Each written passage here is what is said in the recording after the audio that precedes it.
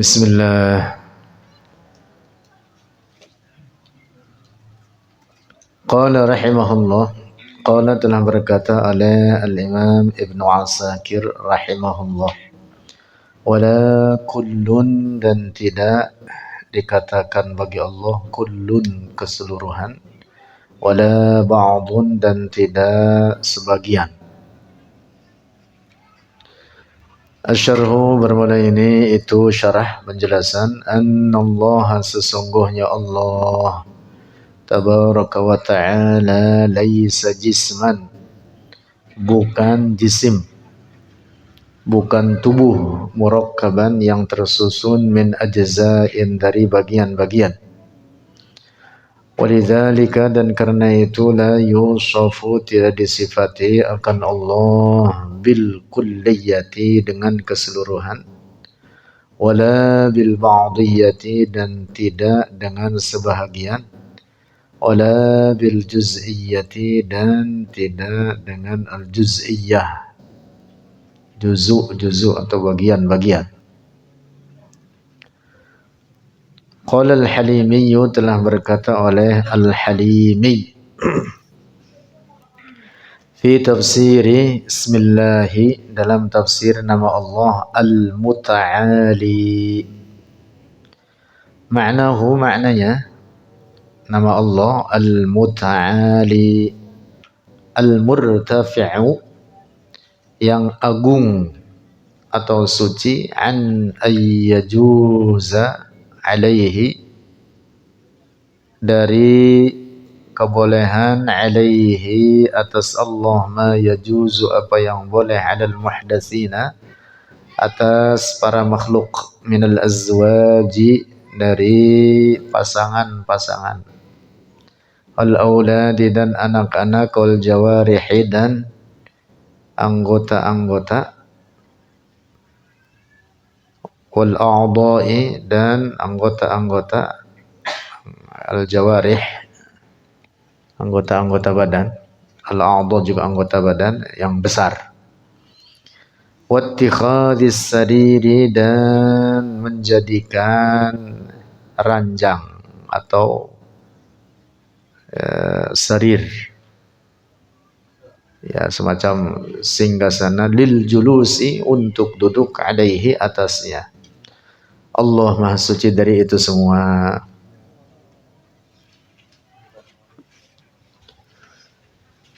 Allah Maha Suci dari bagian-bagian daripada fisik, tubuh, anggota badan, anak, dan lain sebagainya. Daripada segala sifat-sifat kebendaan. Wal ihtijabi dan terhijab bis suturi dengan hijab-hijab an tanfudha dari bahwa memandang al-absaru oleh segala pandangan mata ilaihi kepadanya Allah yang dimaksud di dunia. Allah Maha Suci dari dilihat oleh mata di dunia ini seperti terlihatnya para makhluk. Allah bukan benda. Allah Maha Suci daripada jarak, Maha Suci dari bentuk dan ukuran. Walintiqali dan suci daripada al-intiqal, perpindahan min makanin dari satu tempat ila makanin kepada tempat yang lain. Wa nahwi dzalika dan seumpama demikian itu. Fa inna maka sesungguhnya isbata ba'dhi hadhil asya'i menetapkan sebagian ini perkara-perkara yujibun nihayata itu mewajibkan adanya penghabisan. Wa ba'dhiha dan menetapkan akan sebagiannya perkara-perkara tersebut yujibu mewajibkan al-hajata akan kebutuhan. Wa ba'dhiha dan sebagiannya al-asya perkara-perkara tersebut yujibut taghyira mewajibkan akan perubahan, wal istihalata dan pergantian atau perubahan, sama maksudnya at-taghyir atau al-istihala, at-tahawul, perubahan atau penggantian dari satu keadaan kepada keadaan yang lain. Wasyai'in dan sesuatu min dzalika dari demikian itu, ghairu laikin, wa syai'un dan sesuatu atau sedikit apapun dari demikian itu, ghairu laikin itu tidak layak bil qadimi bagi Allah al-qadim yang tiada bermula, wala jaizun dan tidak boleh alaihi atasnya Allah. Intaha, selesai. Nah, itu perkataan Al-Halimi dalam makna nama Allah Al-Muta'ali. Nah, maka nama Allah ini hati-hati dalam memahaminya, karena ada sebagian orang kaum musyabbihah mujassimah dalam hal ini, kelompok sesat, mereka yang berkeyakinan Allah sebagai benda, jisim, memiliki tubuh, anggota-anggota badan. Mereka menetapkan tempat bagi Allah arah atas, lalu mereka berdalil, kata mereka, dengan nama Allah Al-Muta'ali. Kata mereka Allah yang maha tinggi. Lalu kata mereka nama ini memberikan penjelasan bahwa Allah bertempat di arah atas. Na'udzubillah. Nah, itu adalah keyakinan rusak. Nah, jadi makna Al-Muta'ali ini artinya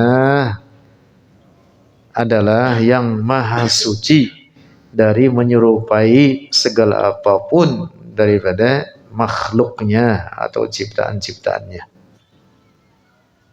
Terkandung di dalamnya makna bahwa Allah suci daripada sifat-sifat benda, suci daripada fisik, suci daripada bentuk dan ukuran, suci daripada perubahan, kebaharuan, pergantian, suci daripada tempat dan arah. Itu dia makna apa? Al-Muta'ali. Naqalahu telah menukil akan perkataan Al-Halimi, anhu darinya Al-Halimi, Al-Hafizu oleh Al-Hafiz Al-Baihaqi fi kitab Al-Asma'i was-Sifat, dalam kitab Al-Asma' was-Sifat.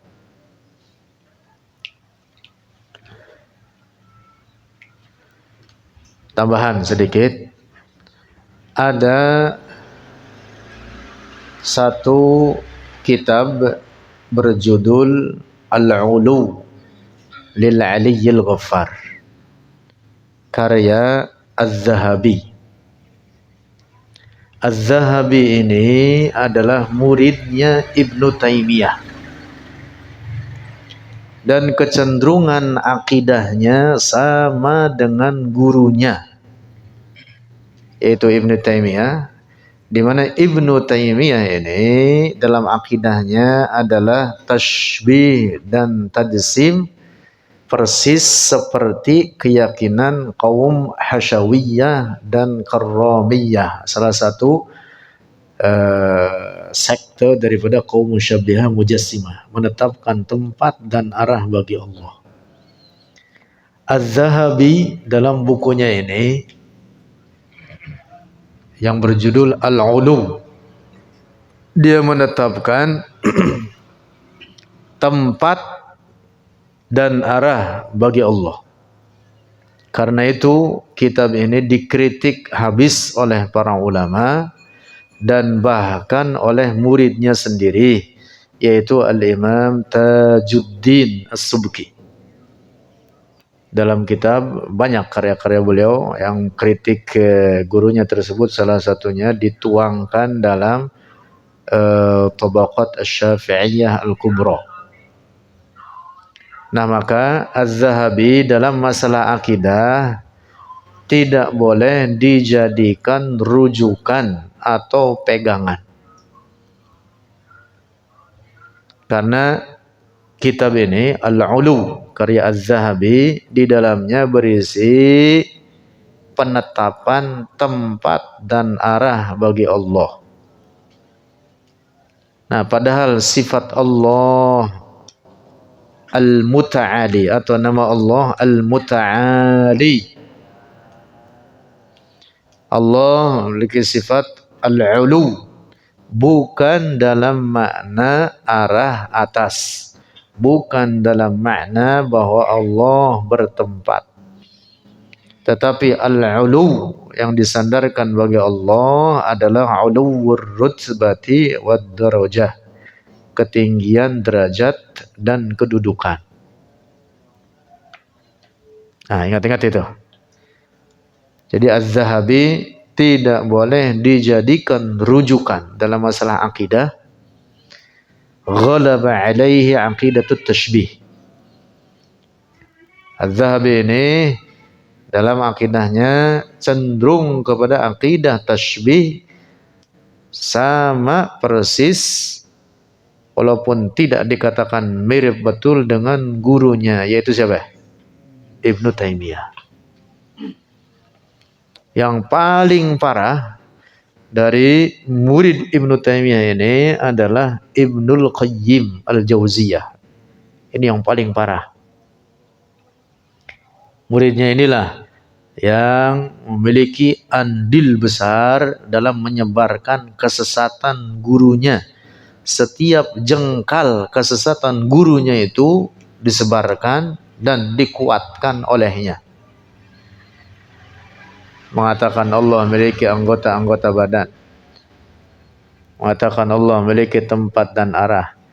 Bahkan tidak hanya dalam masalah sifat-sifat Allah, juga dalam banyak kesesatan lainnya, termasuk dalam mengatakan bahwa katanya, dan ia kutip dari gurunya ini, yaitu Ibnu Taimiyah, bahwa neraka menurutnya akan punah. Nauzubillah. Ibnu Qayyim namanya. Pak Guru pernah dengar ini Ibnu Qayyim? Iya, baik-baik itu. Ini muridnya Ibnu Taimiyah. Sama persis sama gurunya itu.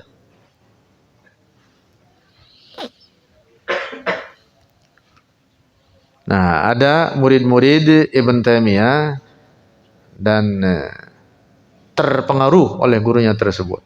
Yang paling banyak berpengaruh terhadap muridnya ini, yang terpengaruh oleh gurunya ini, yaitu adalah Ibnu Qayyim ini.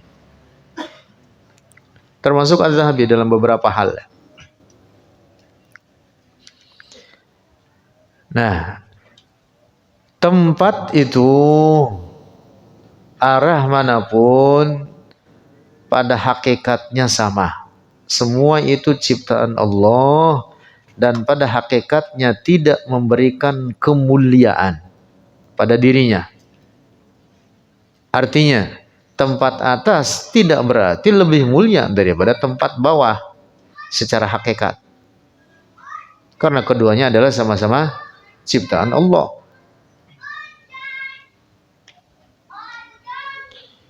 Tidak benar kalau dikatakan arah atas lebih mulia daripada arah bawah. Tidak benar. Para malaikat bertempat di langit. Langit itu adalah maskanul malaikah. Umumnya para malaikat bertempat di langit, walaupun juga ada yang di bumi atau di bawah langit. Nah, tetapi langit yang 7 lapis itu adalah tempat para malaikat. Demikian disebutkan dalam hadis riwayat Ibn Hibban dan lainnya. Lalu para nabi tempatnya di mana? Di bumi.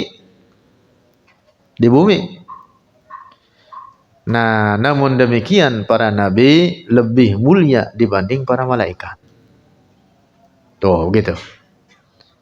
Walaupun malaikat di atas, nabi di bawah, tetapi para nabi lebih mulia dibanding para malaikat.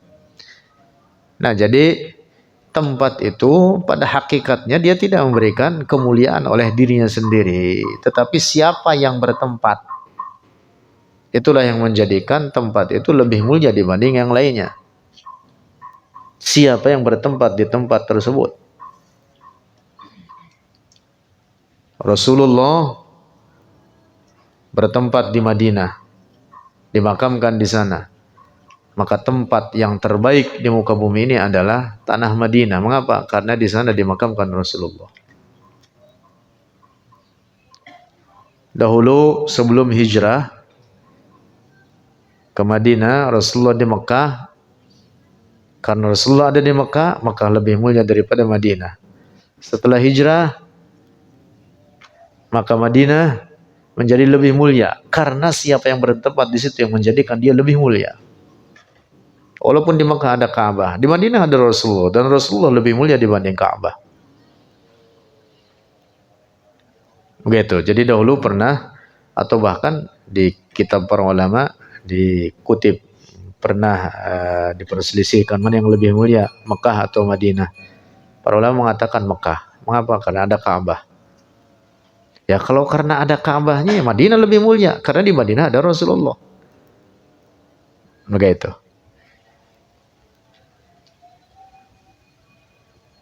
Nah, jadi sebagian ulama mengatakan kemudian ketika Rasulullah belum hijrah, maka Mekah lebih mulia. Tapi ketika Rasulullah hijrah, enggak Rasulullah kemudian dimakamkan di Madinah, maka Madinah lebih mulia.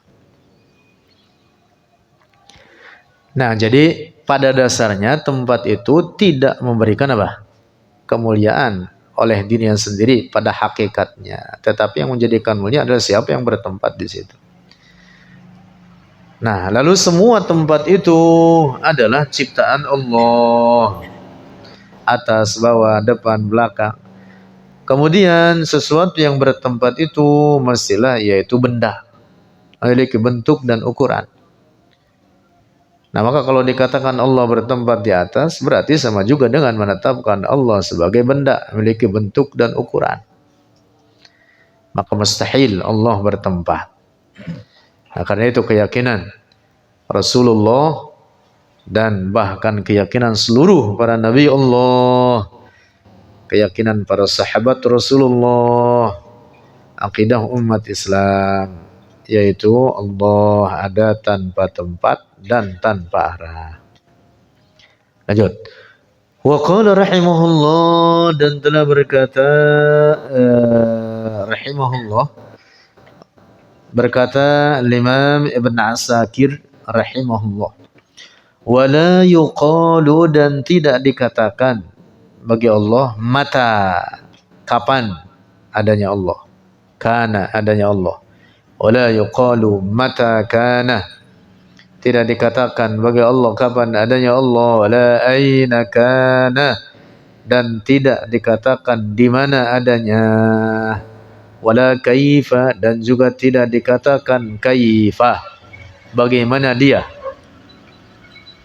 Artinya tidak boleh dipertanyakan bagi Allah dalam makna sifat-sifat benda. Kaif itu artinya sifatul jism, sifat benda, sifat tubuh atau fisik. Asyarhu, penjelasan, annahu, bahasanya la yajuzu, tidak boleh ayyuqala, untuk dikatakan bagi Allah mata kana, mata kana Allah, tidak boleh dikatakan kapan adanya Allah. Lianna hadza, karena sungguhnya ini perkataan, fihi, di dalamnya, nisbatul bidayati, itu penyandaran permulaan, wal wujudi, dan keberadaan, ba'da sabqil adami, setelah terdahulunya ketiadaan, ilaihi, kepadanya Allah, wa jarayaniz zamani, dan berlakunya zaman alaihi, atasnya Allah. Jadi mengatakan bagi Allah kapan adanya Allah sama saja berarti dengan apa? Menetapkan adanya Allah itu memiliki permulaan. Makanya demikian itu sesat. Mengatakan bagi Allah kapan adanya, maka berarti sama saja mengatakan bahwa Allah terikat oleh waktu dan zaman. Makanya itu adalah perkataan sesat. Nah, karena itu maka tidak boleh dikatakan bagi Allah kapan adanya. Mengapa? Karena adanya Allah tanpa permulaan, bukan dari tidak ada kemudian ada. Adanya Allah tidak terikat oleh waktu dan zaman. Nah, begitu. Nah, jadi kalau ada orang misalkan bertanya kapan adanya Allah, umpama ini, sebenarnya ini nggak boleh ditanyakan begitu. Tapi kalau ada yang berkata, maka jawab Allah ada tanpa permulaan, tidak terikat oleh waktu dan zaman. Adanya Allah tidak didahului ketidakadaan. Lanjut. Wala yajuzu, dan tidak boleh kadzalika demikian pula an yuqala untuk dikatakan aina kana Allah, di mana adanya Allah, ala makna suali, atas makna soal, an mawdi'ihi, dari tempatnya Allah, makanihi, dan letaknya Allah. Nauzubillah. Tidak boleh dikatakan di mana Allah dalam makna menanyakan tempat baginya, karena Allah Maha Suci dari tempat.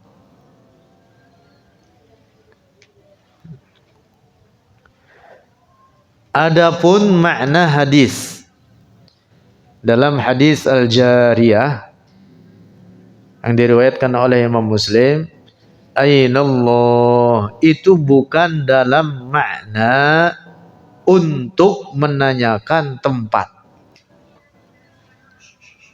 tetapi untuk menanyakan al-makanah.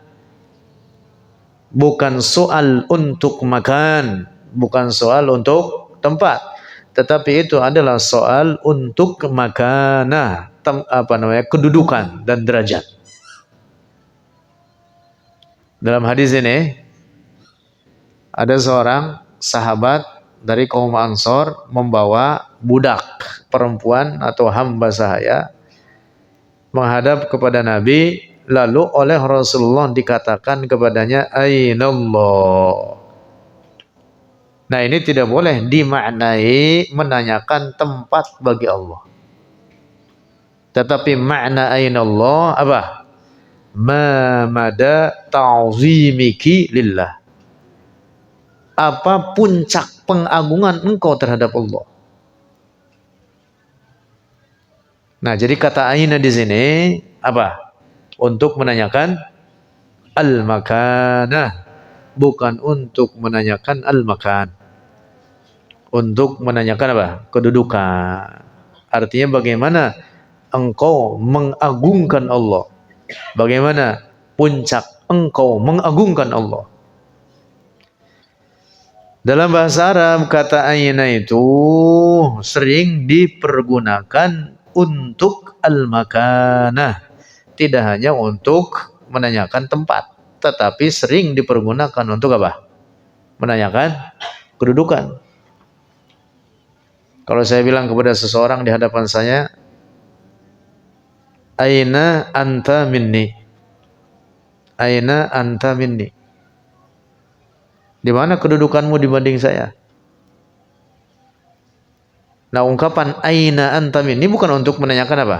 Tempat, tapi untuk apa? Membandingkan kedudukan, menanyakan kedudukan. Artinya engkau tidak sebanding dengan saya.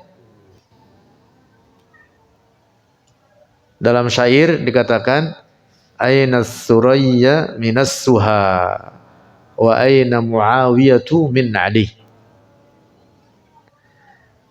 Di mana perbandingan kedudukan bintang Surayya dibanding As-Suha, dan di mana perbandingan Muawiyah dengan Ali. Aina Muawiyah min Ali. Ini bukan untuk apa? Menetapkan tempat, tapi untuk menetapkan kedudukan. Artinya apa? Perbandingan Muawiyah dan Sayyidina Ali jauh lebih tinggi Sayyidina Ali, walaupun sama-sama sahabat. Derajat. Iya. Jadi yang dimaksud aina dalam bait syair ini adalah untuk apa? menetapkan ketinggian derajat, untuk menanyakan ketinggian derajat atau menetapkan derajat, bukan untuk menanyakan tempat. Nah, jadi tidak boleh dikatakan aina bagi Allah dalam makna menanyakan tempat. Oleh karena Allah Maha Suci dari tempat. Allah bukan benda, Allah Maha Suci dari tempat dan arah. Lanjut. Wala yuqalu wala ayyuqala, dan tidak boleh untuk dikatakan kaifa kana, bagaimana adanya Allah. Lianna fihi, karena sesungguhnya fihi di dalamnya itu qaul, itu perkataan kaifa Allah atau kaifa kana, nisbatul kaifiyati, itu menisbatkan, menyandarkan kaifiyah, ay sifatul makhluqina, artinya sifat-sifat para makhluk, ilaihi, kepada Allah. Nah, tidak boleh katakan kaifa bagi Allah, karena kaif ini apa? Sifat al-makhluqin, sifat para makhluk. Tidak dikatakan bagi Allah kaifa huwa, bagaimana dia Allah. Karena sesuatu yang dikatakan kaif itu adalah sesuatu yang digambarkan pada akal pikiran, dibentuk atau disifati dengan sifat-sifat kebendaan. Itu sesuatu yang dikatakan kaif. Maka kaif itu maknanya sifatul makhlukin, sifat para makhluk. Dan itu tidak boleh disandarkan bagi Allah. Nah, kalau ternyata ada juga orang bertanya misalkan kaif Allah, apa jawabnya? Laisa kamitslihi syai'. Allah tidak menyerupai suatu apapun. Kalau ternyata misalkan ada orang bertanya ainallah, jawab Allah maujudun bila makan. Allah ada tanpa tempat dan tanpa arah.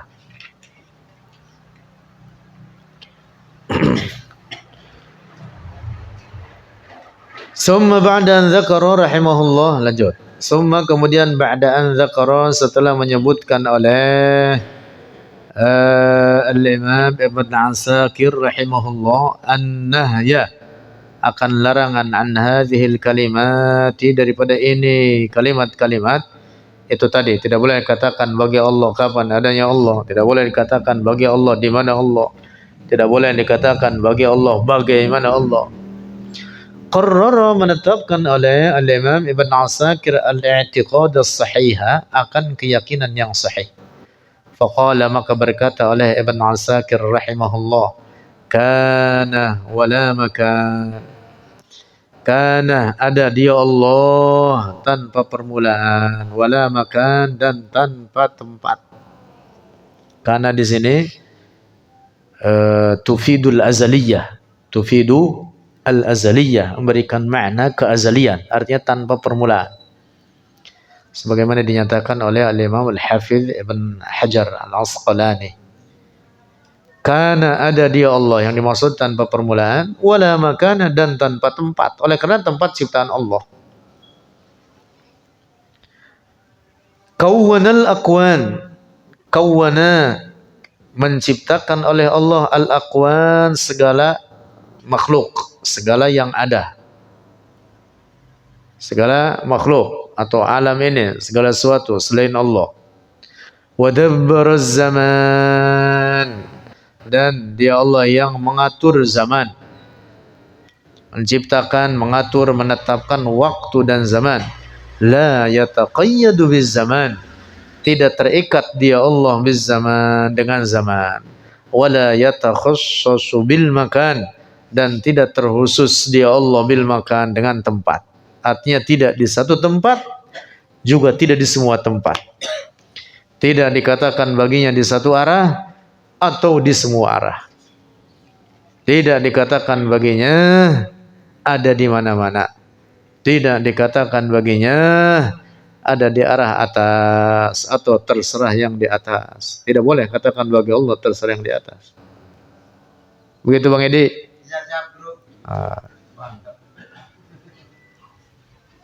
Allah ada tanpa tempat. Siapa yang menciptakan tempat? Allah. maka Allah tidak membutuhkan kepada ciptaannya. Juga tidak boleh dikata menyatu dengan tubuh manusia. Nah, ingat-ingat ini Bang Edi. Ada keyakinan rusak nyebar di sebagian masyarakat kita mengatakan Allah menyatu dengan tubuh manusia. Nauzubillah. Kalau dikata nyatu dengan tubuh manusia, lah berarti berbilang sama si fulan, sama si fulan, sama si fulan. Lah, ada 5 miliar ya. Berapa banyak jadinya? Nah, kalau menyatu dengan tubuh manusia, maka berarti terjadi padanya apa yang terjadi pada tubuh manusia. Daripada kepunahan, kematian, apalagi perubahan bentuk, ukuran. Nauzubillah. Mustahil bagi Allah demikian itu. Jadi tidak boleh dikatakan Allah menyatu dengan tubuh manusia. Tidak boleh dikatakan menyatu dengan alam ini.